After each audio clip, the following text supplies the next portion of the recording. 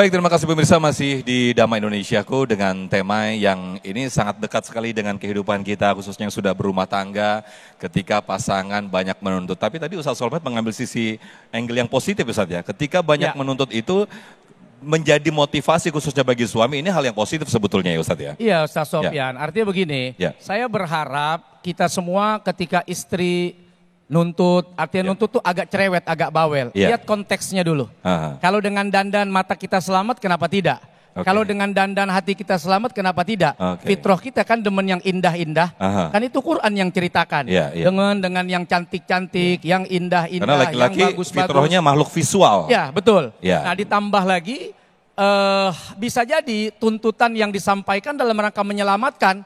Bagaimana dituntut, sekolahkan dong anaknya, kasih dong kami makan. Kami ini supaya jadi hamba-hamba, manusia-manusia, istri-istri yang sabar, penuh cinta, kasih sayang, haknya dipenuhi. Nah, jangan dianggap selalu konotasinya buruk, jelek, buruk, jelek, jangan. Asalkan tadi itu ya, masih dalam batasan yang wajar. Wajar dan sesuai kemampuan. Bukan kemauan. Bukan kemauan, kemauan kita banyak. Itu dia. Baik, berikutnya kami persilakan untuk para jamaah bertanya kepada guru-guru kita yang akan dijawab terlebih dahulu oleh Ustadz Kasif Her. Ada Ukhti Fida ya, Ukhti Fida nanti boleh langsung dijawab oleh Ustadz Kasif Her. Ukhti Fida boleh berdiri, yang mana ini? Oke, silakan. Ya, sudah nyala, silakan. Izin bertanya Ustadz. Bagaimana pendapat Ustadz mengenai kewajiban atau peran suami antara suami dan istri dalam mengemban pekerjaan rumah tangga? Karena banyak di luar sana suami yang masih menganut prinsip patriarki, di mana seorang istri dituntut harus mengambil alih semua pekerjaan rumah tangga. Terima kasih. Emansipasi ya, dapur, sumur, kasur, nah itu tuh yang begitu. Gimana Ustadz Kasif, mungkin bisa jelaskan. Sambil boleh turun mendekat ke jamaah Ustadz Kasif. Silakan. Insyaallah, izin Ustadz Solmed, Ustadz Sofyan. Silakan Ustadz. Ya, Teteh udah nikah bener? Anaknya berapa? 1. Masya Allah, saya doain anaknya 10. Amin. Kalau suaminya senang, beliaunya kayaknya tepar.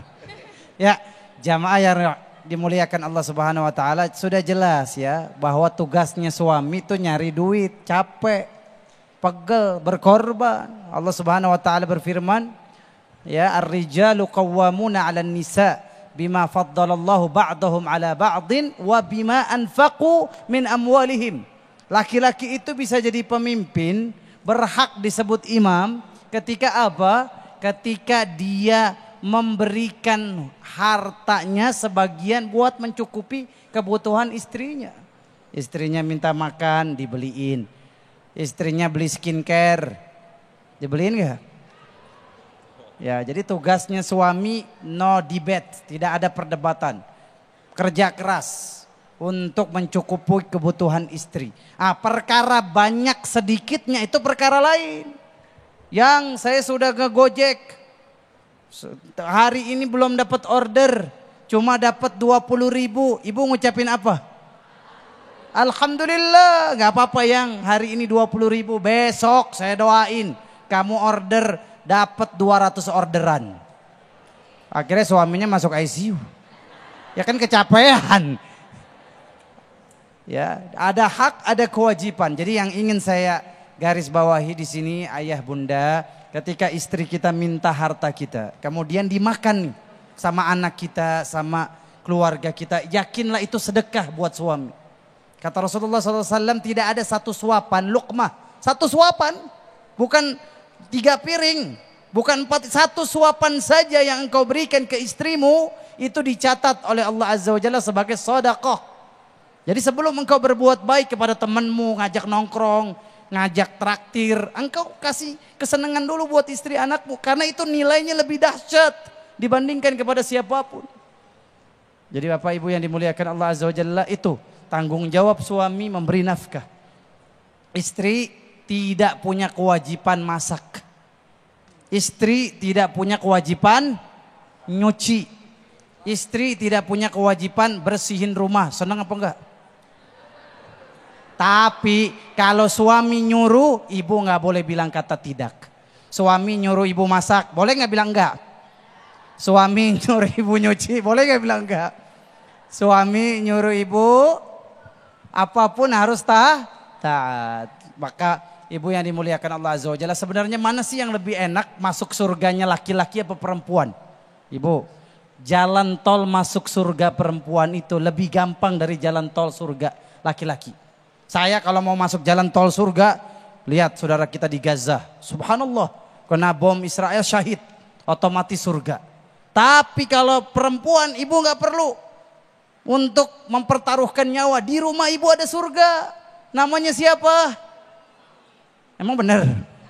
Suami ibu namanya surga. Apa kata Rasulullah SAW, ibu? Tolong ya, diperhatiin. Ayyumam ro'atin idza sallatil mar'atu khamsaha wa somat syahroha wa ata'at zawjaha wa ahsanat farjaha dakhalatil jannah fi ayyi babin sya'at. Artinya apa, Bu? Nggak tahu. Kalau perempuan, nih orang Depok, orang Bogor, seluruh dunia, kalau dia sholat 5 waktu perempuan, puasa Ramadan. Ini puasa Ramadan ini kadang-kadang perempuan suka kurang menjaga. Karena dia suka ada hari-hari dia tidak berpuasa. Catat, dia ganti puasa Ramadan yang batal di hari yang lain. Kemudian yang ketiga, dia jaga kemaluan. Nggak mau ngobrol sama tukang galon air bermesra-mesraan. Iya Pak, taruh aja di samping sana. Enggak. Pak, taruh sebelah sana. Kalau sama suami doang mendayu. Sama suami doang kata-katanya menggoda. Kalau balas chat orang laki-laki bukan mahram, apa kabar Bu? Saya udah punya laki ya. Jangan nanya-nanya ya. Enggak ada urusan kalau bukan mahram gitu. Dia menjaga keharga diri, kemaluan. Enggak mau selfie sama laki-laki yang bukan mahram. Hatta itu artis-artis Korea, betul. Artis Korea siapa namanya? Kim Jong Un. Bukan itu. Selfie pakai jilbab, selfie tempel sama laki-laki, demi Allah tidak menjaga kehormatan. Kata Rasulullah, dia jaga kehormatannya sebagai seorang istri. Yang keempat apa? Ata'at zaujaha, dia taat sama suami. Suami nyuruh apa? Dia bilang, iya Pak, selama nggak melanggar syariat saya turut Pak. Oh kamu pakai baju merah ya, kan gak melanggar syariat. Iya saya pakai warna merah. Ya kamu masakin tolong ya sayur asem, karena saya suka sayur asem. Kesenangan suami dia taat. Apa kata Rasulullah, wanita seperti ini, dia pasti masuk surga pintu mana yang dia sukai. Amin ya Rabbal. Amin ya Rabbal. Surga ada 8. Hanya dengan memasakkan sayur asem ya. Ya udah. Amin. Ntar istri kalau udah ada suara beliau kita diam. Saya suruh banyakin masak sayur asem ya kalau gitu ya Ustaz.